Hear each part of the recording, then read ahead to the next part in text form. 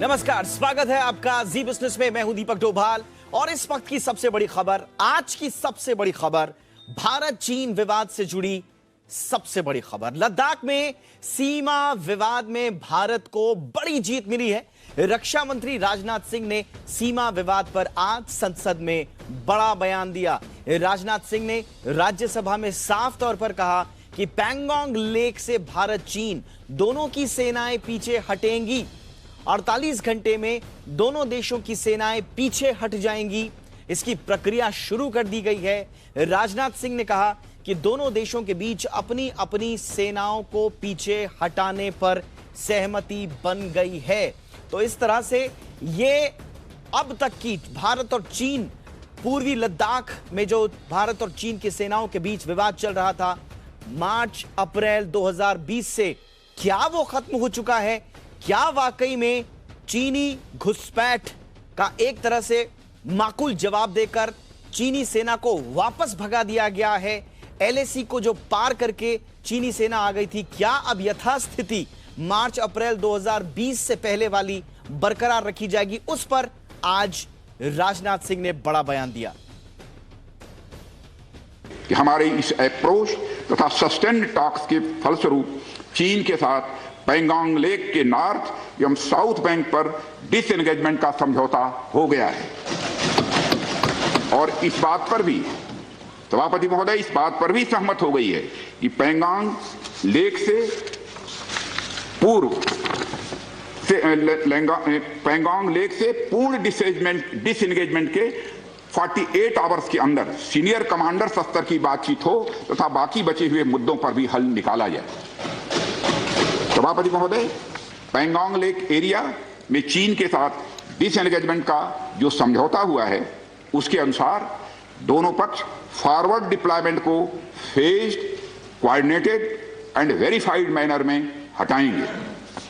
चीन अपनी सेना की टुकड़ियों को नॉर्थ बैंक में फिंगर 8 के पूरब की दिशा की तरफ रखेगा और इसी तरह भारत भी अपनी सेना की टुकड़ियों को फिंगर 3 के पास अपने permanent base Dhan Singh Thapa post पर रखेगा।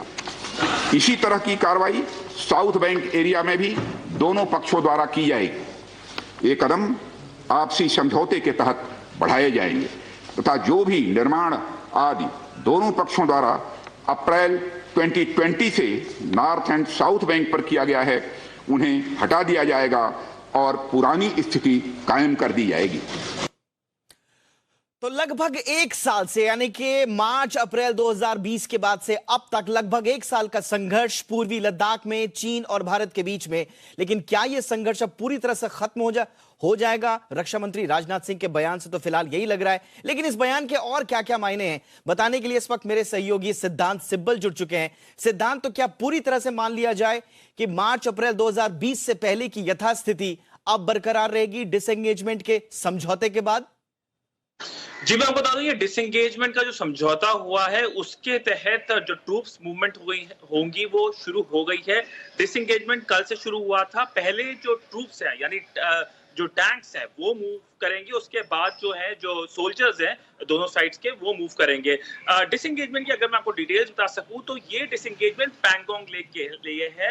नॉर्थ बैंक और साउथ बैंक जो पैंगोंग लेक का है, नॉर्थ बैंक पे फिंगर एरिया है। फिंगर एरिया वो एरिया कहलाता है तो माउंटेन होता है। तो ये एक 8 माउंटेन्स की एक रो है जो अगर आप स्पेस से देखें तो वो फिंगर्स जैसी लगती हैं।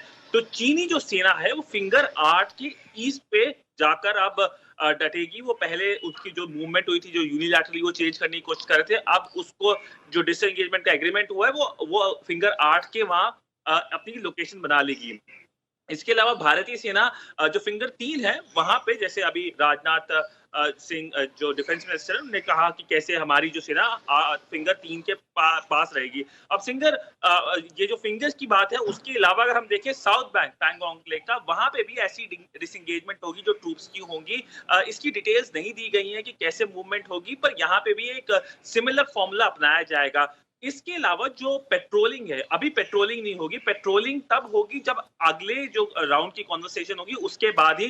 तो ना ही चीनी सेना आके यहाँ पेट्रोल करेगी, ना ही भारतीय सेना जाके फिंगर के उस इलाके में पेट्रोल करेगी। इसके अलावा जब ये कंप्लीट डिसएंगेजमेंट हो जाएगा, ये डिसएंगेजमेंट करीब कुछ हफ्तों की बात है, जब कंप्लीट डिसएंगेजमेंट हो जाएगा उसके बाद 48 आवर्स के भीतर सीनियर कमांडर्स कॉन्वर्सेशन होगी, यानी मिलिट्री कॉन्वर्सेशन होगी। आखिरी ऐसी मिलिट्री कॉन्वर्सेशन जनवरी में हुई थी और उसी में ये एग्रीमेंट आया था और ये उसी एग्रीमेंट का इंप्लीमेंटेशन हो रहा है। और उसके बाद अभी बहुत सारे इलाके हैं जहां पे अभी डिसएंगेजमेंट नहीं हुई है।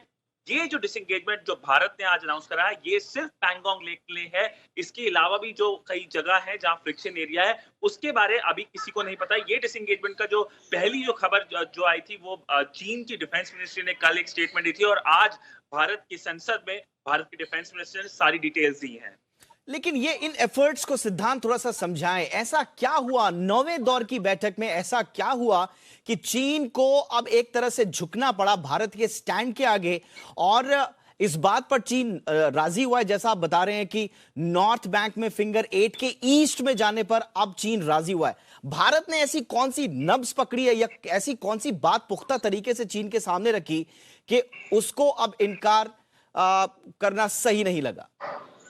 इसके दो रीजन है। पहला रीजन ज्योग्राफिकल कंडीशन। अगर आप उस एरिया की ज्योग्राफी जाने और अगर आप लद्दाख की बात ही कर ले तो काफी ठंड पड़ती है वहां पे। फौजें रखना और उनके ऊपर फाइनेंशियल रिसोर्सेज लगाना एक छोटी आम बात नहीं है। दूसरा जियोपॉलिटिकल चेंजेस जो सबसे बड़ा हुआ है पिछले एक महीने वो हुआ है कि यूएस में एक नए राष्ट्रपति आ गए हैं, जो बाइडेन आए हैं। और आज ही अगर हम देखें सबसे बड़ी खबर दुनिया भर में क्या है, वो है जो बातचीत हुई है यूएस प्रेसिडेंट जो बाइडेन की शी जिनपिंग के साथ। और ये जो बातचीत हुई है, जो व्हाइट हाउस का रीड आउट आया है, वो रीड आउट में साफ साफ कह दिया है वॉशिंगटन ने कि अगर हम बात कर लें शिनजियांग की, तिब्बत की, ताइवान की, या जो एग्रेसिव पॉलिसीज हैं उसका जिक्र करा है। और कहीं ना कहीं जो ट्रंप की पॉलिसी है, ट्रंप की पॉलिसी बरकरार है इस नए एडमिनिस्ट्रेशन में। इसके अलावा अगर आप क्वाड की बात कर ले, क्वाड यानी यूएस, भारत, ऑस्ट्रेलिया और जापान, इनके फॉरेन मिनिस्टर्स की मीटिंग होती रही है, पर कहीं ना कहीं चाइना इसको लेकर काफी सस्पिशियस रहा है। उसे लगता है कि उसको कहीं घेरने की कोशिश करी जा रही है। यानी कि तीन इंपॉर्टेंट बात, एक जियोपॉलिटिकल चेंजेस, एक वेदर के चेंजेस और दूसरा भारत का लगातार पड़ रहा कूटनीतिक दबाव। इन तीनों की वजह से आज यह स्थिति है कि नॉर्थ बैंक में फिंगर 8 के ईस्ट में चाइना की फोर्सेस जाएंगी और भारत ने फिंगर 3 के पास अपना परमानेंट बेस बनाने पर रजामंदी जाहिर की है। बहुत बहुत शुक्रिया सिद्धांत इस तमाम जानकारी के लिए। तो वाकई में भारत के लिए यह एक बड़ी जीत।